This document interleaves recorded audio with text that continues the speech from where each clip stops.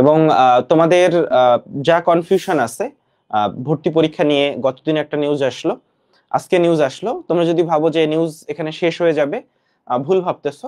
News আসলে আসতে থাকবে। প্রায় প্রায় মানে প্রতি সপ্তাহে একটা করে নতুন নিউজ পাবা, যেগুলা শুনে তোমার মাথার কি বলা যায়, মাথার তার টার ঠপ ছিঁড়ে যাবে, অসুস্থ হয়ে যেতে পারো, অজ্ঞান হয়ে যেতে পারো। কারণ তোমার স্বপ্ন নিয়ে, আহ, তোমার যে পরিশ্রম, তোমার যে স্বপ্ন, সেটা আসলে তোমারই স্বপ্ন। এটা কিন্তু যারা দায়িত্বে আছেন তাদের স্বপ্ন না, বা যারা নিউজ করেন তাদেরও স্বপ্ন না।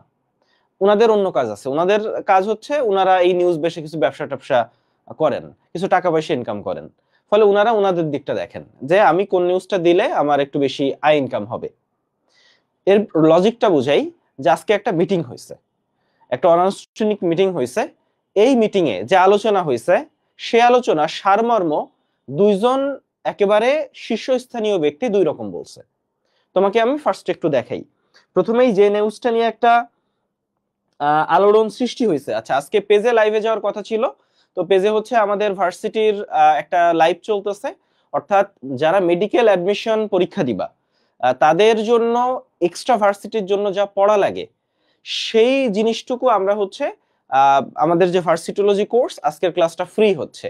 যারা হচ্ছে মেডিকেল ভর্তি পরীক্ষা দিবা কিন্তু ভার্সিটি মাথায় আছে, তোমরা ভার্সিটোলজি কোর্সের যে ক্লাসগুলো ফ্রি আছে সেই ক্লাসগুলা একটা চমৎকার সুযোগ। কারণ ভার্সিটি যখন তুমি ডেডিকেটেডলি পড়ো সেখানে প্রিপারেশন একরকম, কিন্তু মেডিকেলের প্রস্তুতি নিছো, কিন্তু তোমার ভার্সিটির জন্য এক্সট্রা কতটুকু পড়া লাগবে সেটা তো মেডিকোলজি পেজে ক্লাসটা হচ্ছে, তোমরা দেখতে পারো ক্লাস চাইলে, ফ্রি ক্লাস হচ্ছে। আচ্ছা, ঠিক আছে, তাহলে আমরা একটু ছোট্টখাটো নিউজ দেখি। আমরা খুব বেশি হচ্ছে ইয়া করব না, আমরা ছোট্টখাটো একটা নিউজ দেখবো। চলো শুরু করি। ঠিক আছে, ইউটিউবেও আমাদের হচ্ছে লাইভটা হচ্ছে, মেডিকোলজি ইউটিউব চ্যানেলেও লাইভটা হচ্ছে। তো যে নিউজটা নিয়ে আজকে আলোড়ন তৈরি হয়েছে, ডেইলি ক্যাম্পাস। আমার খারাপই লাগতেছিল যে ডেইলি ক্যাম্পাস কেন এই প্রতিযোগিতায় এখনো যুক্ত হয় নাই।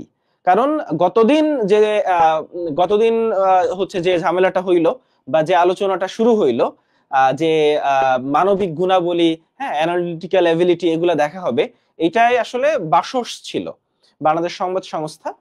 তো এক্ষেত্রে ডেইলি ক্যাম্পাস ভূমিকা রাখতে পারে নাই, তবে মনে হচ্ছে ডেইলি ক্যাম্পাস ফর্মে ফেরত আসছে। যারা একটু পরিচিত ঘটনাগুলোর সাথে তারা জানো যে ডেইলি ক্যাম্পাস প্রতি বছর, তোমাদেরকে আগে থেকে বলে রাখি যে ডেইলি ক্যাম্পাস প্রতি বছর প্রচুর নিউজ করে। ডেইলি ক্যাম্পাস আজকে এই জায়গায় আসছে, এটা হচ্ছে মেডিকেল অ্যাডমিশন নিয়ে বিভিন্ন বিতর্কিত নিউজ করে। ফলে ডেইলি ক্যাম্পাসের নিউজ নিয়ে তুমি কখনোই বেশি কনসার্ন হবা না, এটা হচ্ছে প্রথম পয়েন্ট। বরঞ্চ আজকে আমরা মেডিভয়েসের আর একটা নিউজ দেখবো। মেডিভয়েস অনেক বেশি ট্রাস্টেড, কারণ মেডিভয়েস মেডিকেল অ্যাডমিশনের যারা, তারা মানে বাংলাদেশের মেডিকেল সেক্টরের লোকজন পরিচালনা করেন, ফলে ইউ ক্যান ট্রাস্ট মেডিভয়েস। ওকে, তাহলে চলো আমরা প্রথমে ডেইলি ক্যাম্পাসের নিউজটা একটু পড়ি। তো প্রথমেই হচ্ছে আজকে একটা মিটিং হয়েছে, সেই ব্যাপারে বলছে যে কারা কারা ছিল। ডাক্তার নাজমুল হোসেন ছিল, বিএমএনডিসির সভাপতি ছিলেন, আরো অনেকেই ছিলেন। আচ্ছা, তো এখানে একটু আমরা যেটা দেখব যে এক কর্মকর্তা, কোন কর্মকর্তা ওনারা বলেন নাই, ফলে এখানে একটা ধোঁয়াশা কিন্তু প্রথমেই রয়ে গেছে। প্রথমবারের মতো মেডিকেল ভর্তি পরীক্ষা এমসিকিউর পাশাপাশি লিখিত অংশ থাকবে। আমি যদি একটু মার্ক করি, একটু মার্কার দিয়েই মার্ক করি, যে প্রথমবারের মতো মেডিকেল ভর্তি পরীক্ষায় এমসিকিউর পাশাপাশি লিখিত অংশ থাকবে, তবে খুব বেশি থাকবে না। এই নিউজটা আমরা গতকালও দেখছিলাম যে তারা আসলে 100 মার্কের মধ্যে 10 থেকে 20 নাম্বার নিয়ে একটা চিন্তা ভাবনা করতেছে। আমি রিপিট করতেছি, তারা একটা চিন্তা ভাবনা করতেছে, কোনো কিছু ফাইনাল হয় নাই। 10 থেকে 20 নাম্বার লিখিত থাকতে পারে, বিষয়টি চূড়ান্ত করবে। আই রিপিট, এখনো চূড়ান্ত না, বিষয়টা বিএমডিসি চূড়ান্ত করবে। তো পরবর্তীতে এই ভদ্রলোককে তুমি ট্রাস্ট করতে পারো, ডক্টর নাজমুল ইসলাম। উনি যেটা বলছেন যে আগামী 12 ডিসেম্বর মেডিকেল ভর্তি পরীক্ষা অনুষ্ঠিত হবে, এবং এইটা ফাইনাল হয়ে গেছে। ফলে একটা নিউজ তোমাকে ফাইনাল করে দিই যে 12 ডিসেম্বর মেডিকেল ভর্তি পরীক্ষা, এবং তোমার প্রিপারেশন ওইভাবে হবে। এবং তোমরা সবাই চেষ্টা করবা যে অন্তত 1 মাস আগে সিলেবাসটা যেভাবে হোক শেষ করার জন্য, তাহলে মেন্টালি আগায় থাকবো অনেক বেশি। 1 মাস রিভিশনের জন্য রাখার চেষ্টা করবা। যেমন আমরা গোল্ডিগার্সে নভেম্বরের 12 তারিখ শেষ করে দিব, একটু কষ্ট হোক, আমাদের কষ্ট হবে, আমাদের বাচ্চাদের কষ্ট হবে, কিন্তু নভেম্বরের 12 ভিতর শেষ হবে। আমরা হয়তো নভেম্বরের 17-18 দিকে আমাদের লস প্রজেক্টের এক্সাম শুরু হয়ে যাইতে পারে। লস প্রজেক্ট বাংলাদেশের সবচেয়ে বড় মডেল টেস্ট ব্যাচ। এই লস প্রজেক্টে হচ্ছে একটা সাজেশন বুক দেওয়া হয়, লস প্রজেক্টে প্রচুর মডেল টেস্ট হয়, এবং এবার লস প্রজেক্টে মারাত্মক সব সারপ্রাইজ থাকতেছে। খুবই নামমাত্র মূল্যে একটা কোর্স, আগেই বলে রাখলাম যে আমাদের লস প্রজেক্ট আসতেছে, সিক্রেট সাজেশন আসতেছে। আচ্ছা, এখন চলে আসো, doctor Nazmul Islam the daily ক্যাম্পাসকে বলেন আগামী 12ই ডিসেম্বর মেডিকেল ভর্তি পরীক্ষা অনুষ্ঠিত হবে, এটা চূড়ান্ত করা হয়েছে, আমরা প্রস্তুতি নিচ্ছি। ওকে, আবেদন গ্রহণ ও অন্যান্য বিষয়ে খুব দ্রুত সিদ্ধান্ত করে জানায় দেওয়া হবে। কিন্তু ভর্তি পরীক্ষার ব্যাপারে ওনাকে যখন জিজ্ঞেস করা হয়েছে তখন উনি কিন্তু লিখিতর ব্যাপারে একটা পজিটিভ অ্যান্সার দিচ্ছে। যেমন লিখিত থাকবে, কত নম্বরের লিখিত থাকবে সেটি দ্রুত জানিয়ে দেওয়া হবে। কিন্তু তোমার কি মনে হয় না ব্যাপারটা একটু সাংঘর্ষিক হয়ে গেল? উনি বললেন যে সেটা জানায় দেওয়া হবে, কিন্তু আবার উপরে লেখা হয়েছে যে বিষয়টি বিএমডিসি চূড়ান্ত করবে। তাহলে তুমি আমাকে বলো বিষয়টা সাংঘর্ষিক কিনা? বিষয়টা সাংঘর্ষিক, যে এখনো চূড়ান্ত হয় নাই, এই পর্যন্ত ক্লিয়ার? আচ্ছা, এখন আসো মেডিভয়েস, এই আলোচনার পরে আমি আমার মতামত দিব এবং তুমি পুরোপুরি ক্লিয়ার হয়ে যাবা যে আসলে কি ঘটতে যাচ্ছে। ওকে, এখন আসো। তো এই যে এখন আমরা যার কথা শুনবো উনি হচ্ছেন স্বাস্থ্য শিক্ষা অধিদপ্তরের অতিরিক্ত মহাপরিচালক, ফলে ইনিও অনেক গুরুত্বপূর্ণ ব্যক্তি, রুবিনা ইয়াসমিন। উনি মেডিভয়েসকে আরেকটা সাক্ষাৎকার দিছে, খেয়াল করো, এই মিটিং এ ইনিও ছিলেন, তাহলে এই মিটিং এ যারা ছিল তাদের এক পক্ষ বলছে যে লিখিত থাকবে, আবার অতিরিক্ত মহাপরিচালক রুবিনা ইয়াসমিন ডাক্তার উনি বলতেছেন যে 12 ডিসেম্বর মেডিকেল ভর্তি পরীক্ষা হবে, এটি আজ ঠিক করা হয়েছে। ফলে দুই পক্ষই বলতেছে মেডিকেল ভর্তি পরীক্ষা 12 ডিসেম্বর, এটা ফাইনাল। কিন্তু ভর্তি পরীক্ষার প্রস্তুতি চলমান আছে, বাকি সব বিষয় দ্রুত জানিয়ে দেওয়া হবে। উনি আরো একটা উনার কোট আনকোট, এটা কোট করা, যে ভর্তি পরীক্ষার প্রশ্ন পদ্ধতি আগের আদলেই হবে, কিন্তু শিক্ষার্থীদের মানবিক গুণাবলী যাচাইয়ের জন্য প্রশ্নে কিছু বিষয় সংযোজন হইতে পারে। ফলে খেয়াল করো যে উনি যেটা বলছে যে আগের আদলেই হবে, আগের আদলে মানে আমি ব্যাপারটা বুঝাই বলি, এটা কিন্তু 100 মার্কের পরীক্ষাই হবে, 100 মার্কের পরীক্ষাই হবে, বা হয়তো আগের আদলে বলতে 100 মার্কের এমসিকিউ পরীক্ষা হবে। আগের আদলে বলতে এখানে রিটেন যদি হইতো তাহলে তো এখানে বলেই দিত। তবে উনি বলছে প্রশ্নে কিছু বিষয় সংযোজন হইতে পারে, যেটা হইতে পারে যে এক, উনি যেটা বুঝাইতে পারেন যে এমসিকিউ হবে, হইতে পারে যে এমসিকিউর মধ্যে আমরা কিছু মানবিক দক্ষতামূলক, আমরা আরেকটু পড়ি তাইলে বুঝতে পারবো, আসো। আচ্ছা, তো মেডিকেল ভর্তি পরীক্ষা আগায় আনা হয়েছে ইত্যাদি ইত্যাদি, এরপরে না এই ব্যাপারে আর কোনো নিউজ দেয় নাই যেটা বলছে যে মেডিকেল ভর্তি পরীক্ষা আগায় আনা হয়েছে। আচ্ছা, এখন আমি একটু বলি, এখন কথা হচ্ছে যে এখানে রুবিনা ইয়াসমিন ম্যাডাম যেটা বলছেন সেটা হচ্ছে আগের আদলেই হবে, এটা বোঝায় যে 100 মার্কের এমসিকিউ পরীক্ষা হবে। কিন্তু ওনার পরের কথাটা আবার যে কিছু বিষয় সংযোজন হতে পারে, ফলে এখানে ছোট্ট একটু সন্দেহ আছে যে ওনারা 100 মার্কের মধ্যে 10 মার্কের কি রিটেন ঢুকাই দিবেন, এবং এই রিটেন যদি ওনারা ঢুকান সেক্ষেত্রে হচ্ছে ওনারা আসলে কোন টপিকে রিটেন ঢুকাবেন, ওনা কি আসলে ওনার দক্ষতা যাচাই করবেন বা ওনার বুদ্ধি, স্টুডেন্টদের বুদ্ধি যাচাই করবে, এবং এটা কিন্তু খুবই কন্ট্রোভার্সিয়াল একটা জিনিস, এবং এইটা 2 মাস আগে যাচাই করা যায় না, এটা 2 মাসের মধ্যে যাচাই করা পসিবল না। ফলে আমি তোমাকে নিশ্চিত করে বলতেছি যে এইটা নিয়ে আরো বেশি মিটিং হবে, এক মিটিং এ এটা কখনো চূড়ান্ত হয় না। 2 নাম্বার হচ্ছে এটা যদি আসে সেক্ষেত্রে এটা কখনোই স্টুডেন্টরা মানবে না, এটা কেউ মানবে না, এবং এইটা নিয়ে তাদের নিজস্ব অনেক চিন্তা ভাবনা আছে, যে তারা জানে যে ঠিক মেডিকেল ভর্তি পরীক্ষার বা একটা পরীক্ষার 2 মাস আগে এটা করাটা আসলে খুবই খুবই হঠকারী একটা সিদ্ধান্ত। কিন্তু তারা কি এর আগে এই ধরনের ঘটনা ঘটায় নাই? হ্যাঁ, তারা এর আগে এই ধরনের ঘটনা ঘটাইছে। মেডিকেল ভর্তি পরীক্ষায় ওনারা আন্তর্জাতিক অ্যাড করে দিছিল, গত বছর যখন আন্তর্জাতিক অ্যাড করে দেয়, মানে সার্কুলার দেখেই আমি বুঝতে পারছিলাম আন্তর্জাতিক অ্যাড হইতে যাচ্ছে। আচ্ছা, তো তারপর আমি যখন আন্তর্জাতিকের কথা বললাম অনেকেই বলল যে এটা হচ্ছে আমি মার্কেটে হচ্ছে একটা ইয়া করার চেষ্টা করতেছি, ঠিক আছে। এখন আসো, তো যেটা বলতেছিলাম, সো আমি যেটা মানে মেইনলি লাইভে আসার রিজন যেটা, সেটা হচ্ছে তোমরা দেখছো যে একটা গ্রুপ বলে দিছে যে না রিটেন হবে, আবার কিছু কিছু মানে আমরা যারা এই সেক্টরের সাথে জড়িত আছি, আবার অনেকে বলছেন যে মেডিভয়েসে নিউজ চলে আসছে যে না রিটেন টিটেন হবে না।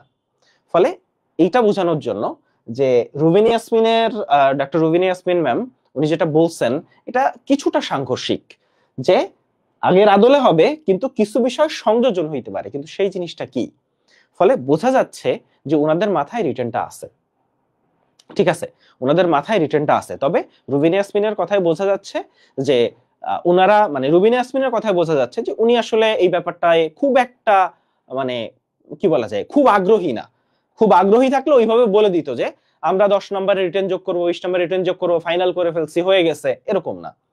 তো জিনিসটা হচ্ছে এখন আলোচনার পর্যায়ে আছে, আরো বেশি মিটিং হবে, এবং তোমাদের কাজ যেটা সেটা হচ্ছে এই জায়গায় এই লাইভটা দেখে চলে গেলা, এখন যে পড়তে বসো, এখন যে তুমি পড়তে বসবা এবং আল্লাহর ওয়াস্তে অনলাইনে ঘোরাফেরা কম করো। এখন যত অনলাইনে ঘোরাফেরা করবা তুমি তত কনফিউজড হয়ে যাবা।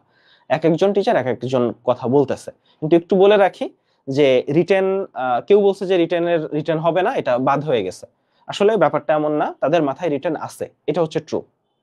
2 নাম্বার হচ্ছে গত বছর লাস্ট মোমেন্টে তারা আন্তর্জাতিক অ্যাড করছে, ফলে এবার রিটেন অ্যাড করবে কি করবে না এটা আসলে 100% নিশ্চয়তা আসলে দেওয়াটা একটু কঠিন। তবে আমার কাছে পার্সোনালি মনে হয় যে আন্তর্জাতিক অ্যাড করলেও মাত্র 2টা প্রশ্ন দিছিল, তোমরা খেয়াল করছো কিনা?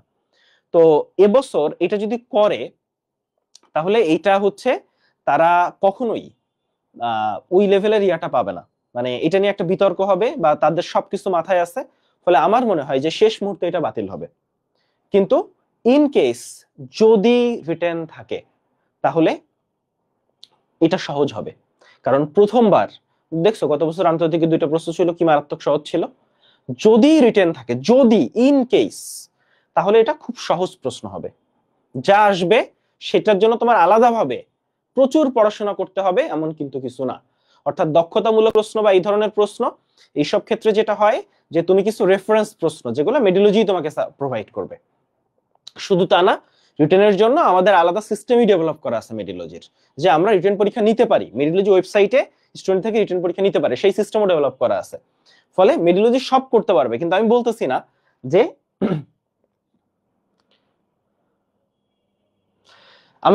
না যে রিটেন চলে আসবে। আবারও বলি, রিটেন আসার সম্ভাবনা আমি যদি বলি সেটা হচ্ছে হয়তো 20%, আর না আসার সম্ভাবনা 80%। ফলে কিছুটা নিশ্চিন্ত থাকতে পারো, কারণ তারা ফার্দার যখন মিটিং করবে হুট করে রিটেন আসলে আরো একটা বড় চাপের জায়গা আছে, সেটা হচ্ছে 1.5 লাখ স্টুডেন্ট পরীক্ষা দিবে। আচ্ছা 1.5 লাখ না দিক, 1 লাখ স্টুডেন্ট পরীক্ষা তো দিবেই। তো 1 লাখ স্টুডেন্ট যদি পরীক্ষা দেয়, 1 লাখ স্টুডেন্টের খাতা দেখার জন্য যেই জনবল লাগবে সেইটা এই স্বল্প সময়ে ম্যানেজ করা খুবই কঠিন। কারণ এর আগে কোনো বড় পরীক্ষায়, পাবলিক পরীক্ষায় 1 থেকে 1.5 লাখ স্টুডেন্টের খাতা দেখা হয় নাই। যখন দেখা হয় বুয়েটের টিচাররা দেখে, ঢাকা ভার্সিটির টিচাররা দেখে, এবং সেক্ষেত্রেও একটা ধাপ থাকে যে রিটেনে যারা পাশ করছে তাদের হচ্ছে ওই খাতাগুলো দেখা হয়। ফলে এইখানে হুট করে মাত্র 2 মাস আগে তারা, আমার মনে হয় না যে মেজর এইরকম কোন সিদ্ধান্ত নিবে যে না রিটেনে যারা ভালো করবে, বা ধরো 5,000 সিট 10,000 স্টুডেন্ট আমি চুজ করলাম, তাদের মানে রিটেন খাতা দেখলাম, এরকম হওয়ার সম্ভাবনা খুব কম। কারণ তোমরা জানো মেডিকেল জিনিসটা কি লেভেলের ক্রেজি একটা জিনিস, এবং এইটা যদি দেশের বিভিন্ন জায়গায় চলে যায় এই খাতাগুলা, তুমি নিশ্চয়ই একটা জায়গার শুধু ঢাকা মেডিকেলের সলিমুল্লাহ মেডিকেলের টিচার দিয়ে খাতা দেখাইতে পারবা না। তো এবং তারা এই খাতা দেখতে অভ্যস্ত না, তারা এই লাইনেরই লোক না। তো যার কারণে হচ্ছে এইটা যেহেতু সম্ভব না, ফলে তাদের এই খাতাগুলো ছড়াই দিতে হবে। ফলে ওই যে খাতা দেখা, ওই খাতা দেখে তাদের নাম্বার মূল্যায়ন করা, এটা খুবই জটিল একটা প্রসেস।